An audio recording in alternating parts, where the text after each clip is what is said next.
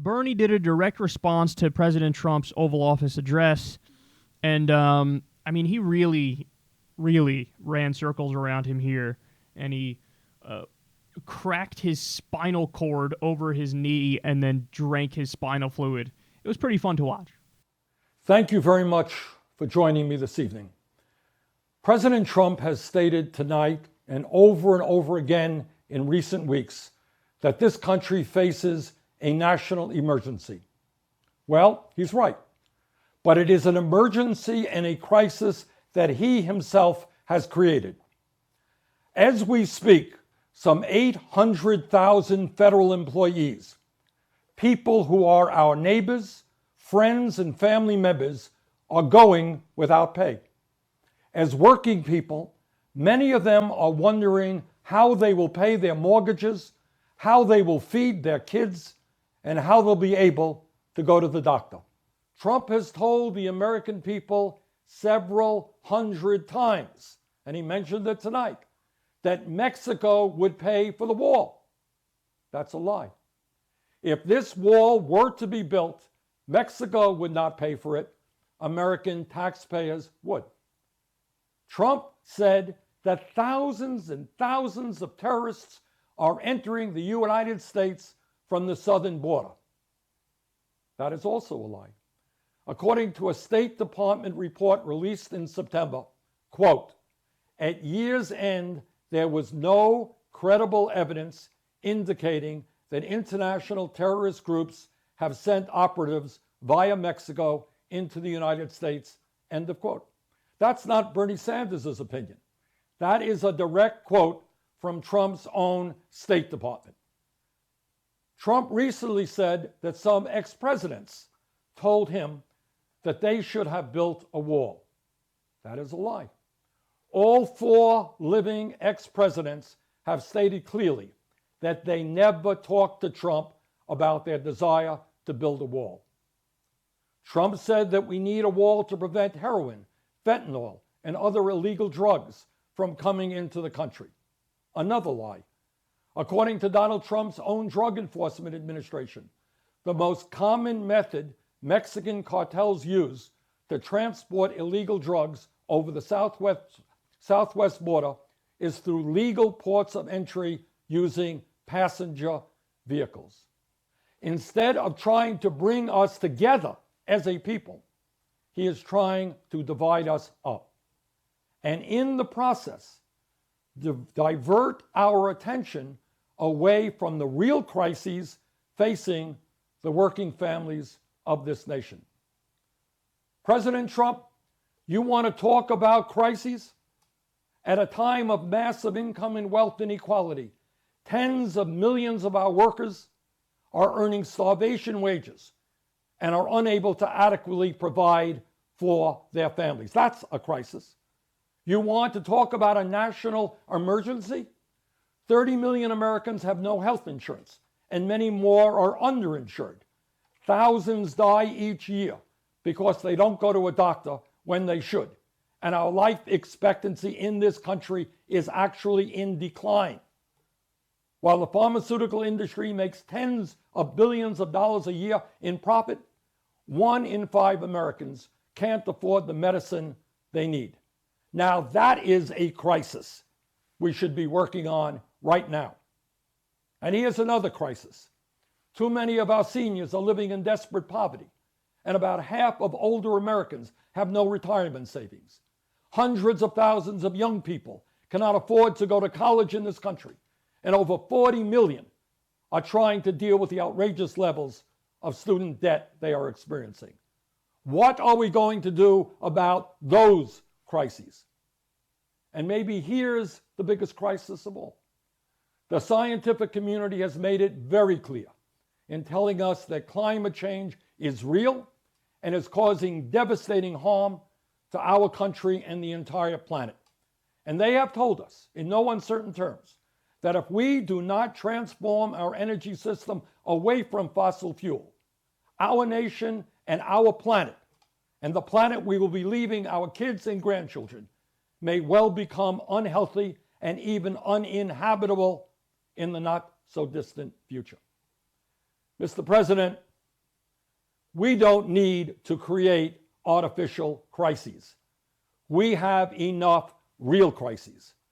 Let us end this shutdown and bring the American people together around an agenda that will improve life for all of our people. That was basically perfect. It was perfect. You only saw about half of it there, but the rest of it was just as good. I could have showed you any portion of it, and it still would have been impressive. So he starts by saying, oh, the president is doing an Oval Office address because he says there's a crisis. Well, guess what? He's right. And here's the crisis. He just created it. 800,000 federal workers are now impacted by this, some of them not getting a paycheck, but they still have to show up to work. The fuck is that? So he just created a crisis. To him, it's not a crisis if 800,000 federal government workers aren't getting paid and still got to show up to work. He doesn't give a fuck about them. Because he's working backwards from his conclusion of, oh my God, undocumented immigrants are the worst and we need to act to stop this immediately. And my favorite part of Bernie's speech here is, do you want to talk about real crises? Because, bitch, we got more than we can handle. And he went through a list of them. And every one of them, he's right. He says, wages. I've spoken about it before. 76% of the American people live paycheck to paycheck. Half of workers in America make $30,000 a year or less. There is a crisis of low wages. They've been stagnant since the 1980s. As people have been massively productive, our productivity has spiked, but our wages have stagnated. And Bernie's pointing that out and saying, that's a crisis. The fact that people are struggling, that's a crisis. Healthcare is a crisis. Between 32,000 and 45,000 people dying every year because they don't have access to basic care. That's a crisis. Poverty is a crisis. Student loan debt is a crisis. Over $1 trillion in student loan debt. You have this weight around the neck of an entire generation, and you're doing an Oval Office address because of undocumented immigrants at the border. Do you have any idea, if we create a list of the most important issues that are real crises, do you have any idea how far down the list the border is? Now, I'm not saying there's no issue there. I'm not saying that you can't address it. And by the way, in the other part of Bernie's speech that you didn't see there, he actually directly addresses, what's happening at the border and what should be done about it. So he directly addresses the point that Trump is making. But I think Bernie's point is just way more poignant. I mean, he's just correct when he says, here are the real crises in this country. And you don't care about these. In fact, you're exacerbating these. You're making these worse. Climate change is another one. So I think he absolutely nailed it. And it reminds me of the old school Mortal Kombat fights where, like, the fight begins and then immediately one character kills another. And you hear, like, fatality, flawless victory. That's what that was. That was a flawless victory. Every step of that was, notice, Chuck and Nancy only did half of what Bernie did. So Bernie said, okay, you want to talk about a crisis? Well, here's the most pressing one. 800,000 government workers who are getting screwed because of you. But that, to be fair, Chuck and Nancy pointed that out as well. Okay, fair enough. Then Bernie goes on to, our president's a pathological liar. Here's a lie, here's a lie, here's a lie, here's a lie, here's a lie, here's a lie. Those are all proven. That's not me speaking. That's the reality speaking. See, that's where Chuck and Nancy stop. They stop right there. Right there. Oh, my God, the president is bad. Oh, my God, let me fact check him. I'm done and I'm leaving. That's where Chuck and Nancy stop. What does Bernie do that's better? He provides the counter-narrative. Chuck and Nancy don't provide the counter-narrative because when you bring up the counter-narrative, the left counter-narrative, which is correct, involves class. And they don't want to talk about class because they're part of the elite class. So, but Bernie's able to do that. Bernie brings up class. He says the president is trying to divide us instead of unite us. He's pitting us against each other based on race. The real scandal here is that the elites and the corporations and the billionaires are rigging the rules and running out the back door with all the money. So, and then here are the real crises, healthcare, jobs, yada, yada. So, couldn't get a better response. And by the way, it's hilarious.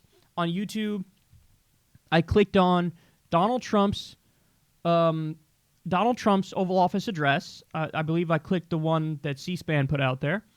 And it was like, I don't know, roughly maybe 65% or 70% likes, about 30% dislikes. Then I looked at Chuck and Nancy. It was the flip.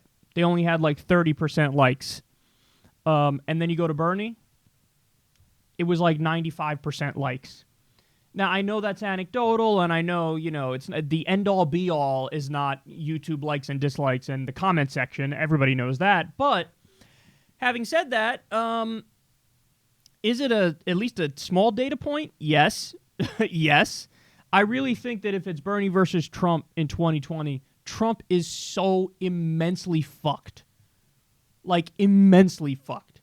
To the point where even if the economy doesn't crash by then, I still think he's probably fucked. Bernie he's Trump's kryptonite, because for all of Trump's boisterousness and arrogance but his ability to be a good politician, Bernie nullifies all that, because Trump can scream all he wants of a crazy Bernie, hey, here are my nicknames, and I'm being loud, and Bernie just sticks to the issues in a single-minded way. He knows how to focus on the things that matter to people. And so I really get the feel from Bernie, like he's Trump's dad putting his son in line, because he just caught his son trying to lick a dead squirrel and shoot a BB gun at the neighbor's baby.